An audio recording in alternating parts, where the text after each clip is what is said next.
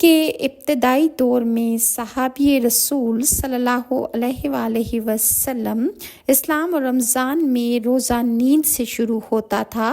اسلام کے دیگر بہت سارے احکام کی طرح روزے کے احکامات بھی بتدریج نازل ہوئے ہیں۔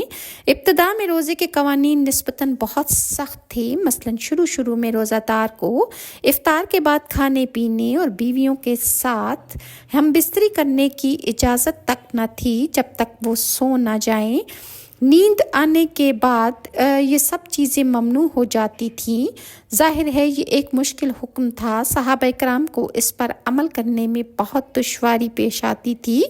ایک انصاری صحابی حضرت قیس بن سرما رضی اللہ عنہ کے بارے میں بیان کیا جاتا ہے کہ ایک دن وہ دن بھر کی محنت مزدوری کے بعد گھر پہنچے تو افطاری کا وقت ہو چکا تھا۔ گھر میں کھانے پینے کے لیے کچھ بھی نہ تھا۔ ان کی بیوی نے کہا، ٹھہریے، میں کہیں سے کچھ کھانے پینے کے لیے لے کر آتی ہوں۔ لہٰذا وہ کھانے کا انتظام کرنے کے لیے چلی گئیں۔ چنانچہ جب وہ کچھ دیر کے بعد واپس آئیں اور کہیں سے کھانا لے کر آ گئیں اور واپس لوٹی تو کیا دیکھتی ہیں کہ اس وقت حضرت قیس بن سرما نیند کی آغوش میں جا چکے تھے، کیونکہ وہ دن بھر کی تھکاوٹ سے چور چور تھے۔ جب وہ بیدار ہوئے تو قانون کی روح سے ان کا روزہ شروع ہو چکا تھا، اس لیے کچھ کھائے پیے بغیر ہی اگلے دن کا روزہ بھی انہوں نے رکھ لیا۔ اور بعض روایات میں یہ بھی آتا ہے کہ اگلے دوپہر کے وقت ضعف کی وجہ سے وہ بے ہوش ہو گئے۔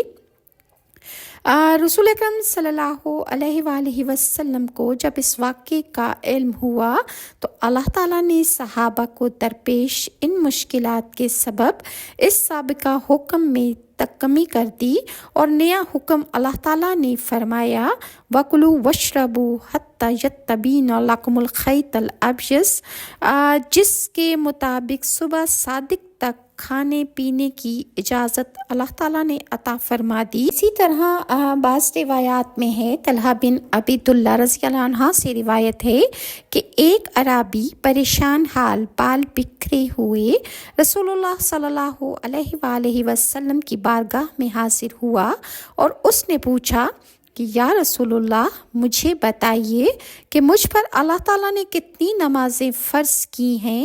اور یہ آپ صلی اللہ علیہ وسلم نے ارشاد فرمایا کہ اللہ نے 5 نمازیں فرض کی ہیں، یہ اور بات ہے کہ تم اپنی طرف سے نفل بھی پڑھ لو۔ پھر اس نے کہا کہ یا رسول اللہ، مجھے یہ بتائیے کہ اللہ تعالیٰ